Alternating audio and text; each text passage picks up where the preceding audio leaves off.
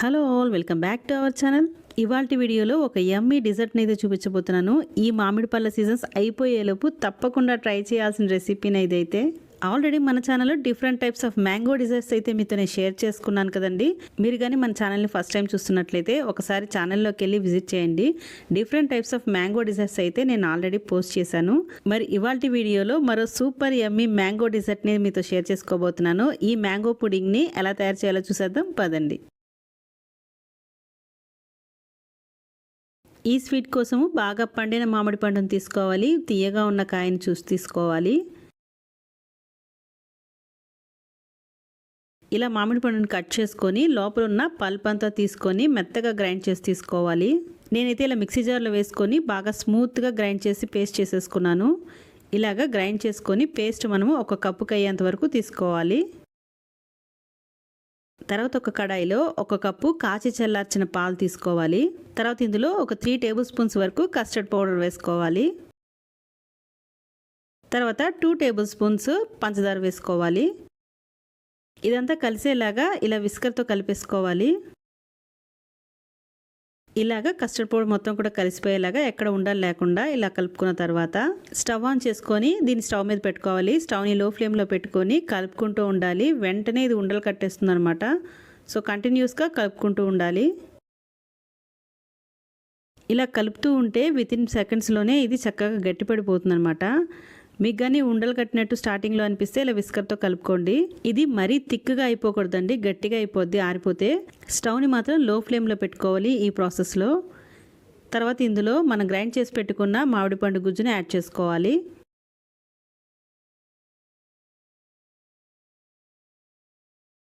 ఇదంతా బాగా కలిసేలాగా కలిపేసుకోవాలి. ఇది ఒక 1 మినిట్ ఇలా కలుపుకున్న తర్వాత ఇంకా స్టవ్ ఆఫ్ చేసేసుకోవచ్చు. ఇది మరీ థిక్గా అయితే అయిపోకూడదు అనమాట. ఈ మాత్రం జారుగా ఉన్నప్పుడే ఇంకా స్టవ్ ఆఫ్ చేసేసుకోవచ్చు. ఇప్పుడు దీన్ని చిన్న చిన్న బౌల్స్లో పోసుకోవాలి. ఇక్కడ చూస్తున్నారు కదా, నేను ఇక్కడ చిన్న చిన్న బౌల్స్లో హాఫ్ నింపేసుకుంటున్నాను. ఇలా సర్వ్ చేయడానికి బాగుంటుందని చెప్పి నేను చిన్న చిన్న బౌల్స్లో పోసుకుంటున్నాను. మీరు కావాలనుకుంటే ఒక కంటైనర్లో అన్నా పోసేసుకోవచ్చు. ఇలా అన్నిట్లో కూడా సగం సగం నింపేసుకోవాలి. ఇలా ప్రిపేర్ చేసుకున్న బౌల్స్ని ఒక 2 అవర్స్ వరకు సెట్ అవ్వనివ్వాలి. ఫ్రిడ్జ్లో ఉన్న పెట్టేసుకోవచ్చు, త్వరగా సెట్ అయిపోతుంది. ఒక 2 అవర్స్ తర్వాత మనం నెక్స్ట్ ప్రిపరేషన్ స్టార్ట్ చేసుకోవాలన్నమాట. మరొక కడాయిలో మరొక కప్పు వరకు పాలు తీసుకున్నాను, కాచి చల్లార్చిన పాలు. ఇందులో 2 టేబుల్ స్పూన్స్ వరకు కార్న్ఫ్లోర్ వేసుకుంటున్నాను. అలాగే 2 టేబుల్ స్పూన్స్ పంచదార వేసుకోవాలి. ఇదంతా కూడా కలిసేలాగా బాగా కలిపేసుకోవాలి. సేమ్ ఇందాక ప్రాసెసే అనమాట.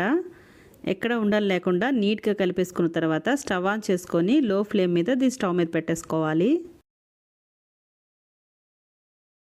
స్టవ్ని లో ఫ్లేమ్లో పెట్టుకొని కంటిన్యూస్గా కలుపుతూ ఉండాలి. ఇది కూడా వెంటనే థిక్గా అయిపోతుంది అనమాట. సో కంటిన్యూస్గా కలుపుకోవాలి. ఈ డిజర్ట్ కోసం అయితే వాడే పాలు చిక్కటి పాలు, ఫుల్ ఫ్యాట్ మిల్క్ తీసుకోండి, టేస్ట్ బాగుంటుంది.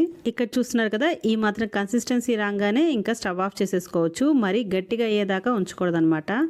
కొద్దిగా వెనీలా ఎసెన్స్ కూడా యాడ్ చేసుకుంటున్నాను ఫ్లేవర్ కోసము. మీకు నచ్చిన ఫ్లేవర్ ఏదన్నా కూడా యాడ్ చేసుకోవచ్చు. ఇలాచీ కానీ వేరే ఫ్లేవర్ అన్నా కూడా యాడ్ చేసుకోవచ్చు. ఇదంతా కూడా కలిపేసుకున్న తర్వాత నేను ఇంకా స్టవ్ ఆఫ్ చేసేసుకుంటున్నాను. తర్వాత మనం ఇందాక సెట్ చేసి పెట్టుకున్న మ్యాంగో బౌల్స్ మీద దీన్ని వేసుకోవాలి. మనం ఆల్రెడీ 2 అవర్స్ బ్యాక్ ఫ్రిడ్జ్లో పెట్టేసాం కాబట్టి అది చక్కగా సెట్ అయిపోయి ఉంటుంది. సో దానిపైన దీన్ని మొత్తం కూడా ఫిల్ చేసుకోవాలి.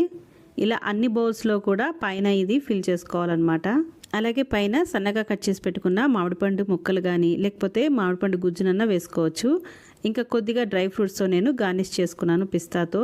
ఇక్కడ చూస్తున్నారు కదా, ఇలా సెట్ చేసుకున్న బౌల్స్ని మరొక 2 అవర్స్ వరకు ఫ్రిడ్జ్లో పెట్టేసుకోవాలి.